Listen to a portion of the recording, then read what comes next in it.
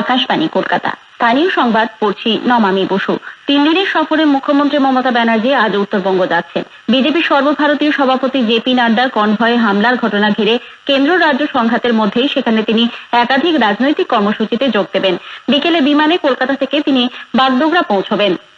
মঙ্গলবার জলপাইগুড়ির মেটালিতে জনসভা করবেন তিনি। বুধবার কোচবিহারের রাসমেলা ময়দানে তাঁর আরও একটি জনসভায় যোগ দেওয়ার কথা। বৃহস্পতিবার মুখ্যমন্ত্রী কলকাতায় ফিরবেন।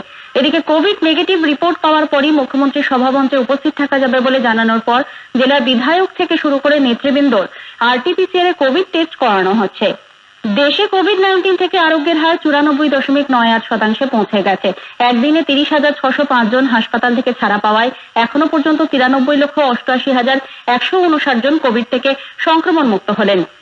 গত একদিনে 27,071 জন নতুন আক্রান্তের খোঁজ মিলেছে। এই নিয়ে দেশের মোট আক্রান্তের সংখ্যা 98,84,100 জন।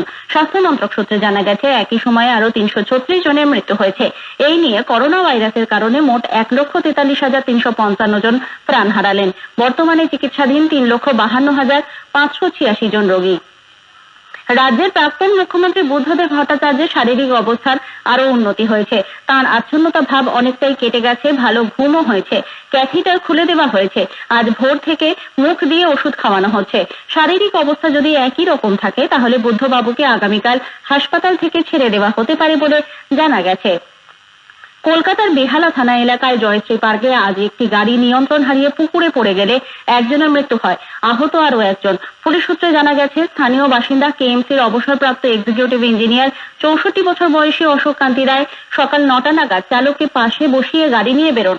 সে সময় নিয়ন্ত্রণ হারিয়ে গাড়িটি পুকুরে পড়ে যায়। পুলিশ ওই দুজনকে উদ্ধার করে হাসপাতালে নিয়ে গেলে চিকিৎসকরা অশোকবাবুকে মৃত ঘোষণা করেন। পাশে বসা চালক সুভাষ ব্যানার্জি আহত অবস্থায় স্থানীয় নার্সিংহোমে চিকিৎসাধীন।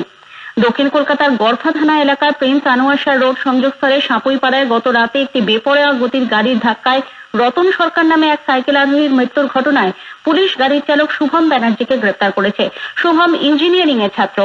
গাড়িতে শুভম ছাড়াও আরো 3 জন ছিল। শুভম মদ্যপ অবস্থায় গাড়ি চালাচ্ছিল বলে পুলিশ জানিয়েছে। উত্তর 24 পরগনার হালি শহরে নিহত বিজেপি কর্মী সৈকত ভাওয়ালের বাড়িতে আজ দলের নেতারা যান। বীজপুরের বিধায়ক শুভ্রাংশু রায়, বিজেপির ব্যারাকপুর সাংগঠনিক জেলা সভাপতি উমাশঙ্কর সিংহ বাড়ি গিয়ে পরিবারের প্রতি সমবেদনা জানান। আর্থিক সাহায্য প্রদান করা হয়। উল্লেখ্য, এই খুনের ঘটনায় পুলিশ ইতিমধ্যে 3 জনকে গ্রেপ্তার করেছে। ধৃত 3 জনই এলাকার তৃণমূল কংগ্রেস কর্মী হিসেবে পরিচিত। জ্বলন্ত বাড়ি থেকে 2টি শিশুকে উদ্ধার করে পুরুলিয়া সৈনিক স্কুলের 10ম শ্রেণীর ছাত্র অমিত রাজ প্রাণ হারিয়েছে। বিহারের নালন্দার বাসিন্দা অমিত কোভিড পরিস্থিতিতে বাড়ি গিয়েছিল। সেখানেই গত 3রা ডিসেম্বর ওই অগ্নিকাণ্ডের ঘটনা ঘটে। অন্যদের বারণ উপেক্ষা করে সে ঢুকে যায় ঘরটিতে। এক এক করে 2টি শিশুকে অক্ষত অবস্থায় উদ্ধার করে সে। গুরুতর অগ্নিদগ্ধ অবস্থায় পাটনার হাসপাতাল থেকে সেনা বিমানে দিল্লি নিয়ে যাওয়া হলেও শেষ রক্ষা হয়নি। সেখানেই গতকাল অমিতের মৃত্যু হয়। জলপাইগুড়ির মালবাজার ব্লকের কাঠামবাড়ির ক্যানেল বস্তিতে সৎ মাকে কুপিয়ে খুনের অভিযোগ উঠেছে ছেলের বিরুদ্ধে। জানা গেছে কয়েকদিন ধরেই সুব্রত খালকো এবং তার সৎ মা ডলি শৈবের সঙ্গে পারিবারিক বিবাদ চলছিল। আজ তা চরমে ওঠে। সে সময় সুব্রত কুরুল দিয়ে সৎ মাকে আঘাত করলে তার মৃত্যু হয়। ক্রান্তি ফাঁড়ির পুলিশ অভিযুক্ত যুবককে গ্রেপ্তার করেছে। মুর্শিদাবাদের শামশেরগঞ্জে 40,000 ইয়াবা ট্যাবলেট সহ 3 মাদক পাচারকারীকে পুলিশ গ্রেপ্তার করেছে। উদ্ধারকৃত ইয়াবা ট্যাবলেটের বাজার মূল্য আনুমানিক 16 লক্ষ টাকা।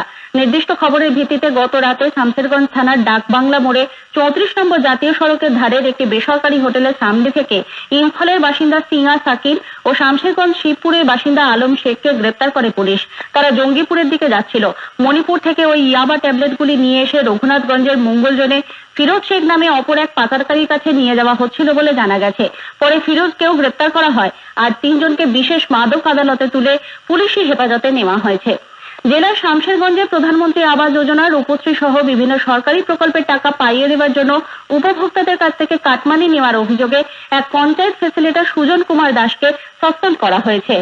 আবাস যোজনায় দুর্নীতির অভিযোগ ওঠায় সম্প্রতি তদন্তে গিয়েছিলেন শামশেরগঞ্জের বিডিও। তখনই দুর্নীতির প্রাথমিক প্রমাণ মেলে। অঘ্রাণ মাস শেষ হতে চললেও কলকাতা সহ দক্ষিণবঙ্গে শীতের তেমন প্রভাব না থাকলেও আগামী পরশু থেকে তাপমাত্রা বেশ কিছুটা কমবে। গোটা রাজ্যেই উত্তুরে হাওয়ার দাপট বাড়বে। আজ সকালে সর্বনিম্ন তাপমাত্রা রেকর্ড করা হয়েছে 17.6 ডিগ্রি সেলসিয়াস, স্বাভাবিকের থেকে 2 ডিগ্রি বেশি। স্থানীয় সংবাদ শেষ হলো। এরপর বিশেষ সংবাদ দুপুর 3টে।